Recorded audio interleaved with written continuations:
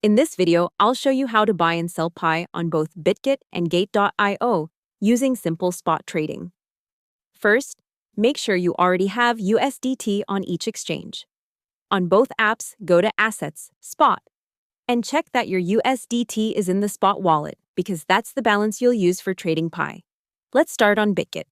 Open the app, tap Trade, Spot, then tap the trading pair at the top and search for PI/USDT or the Pi pair available.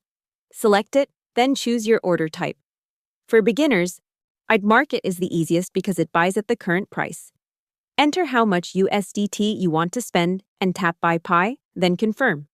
When you're ready to sell on Bitget, stay on the same pair, switch to the Sell tab, pick Market again, enter how much Pi you want to sell, and tap Sell Pi.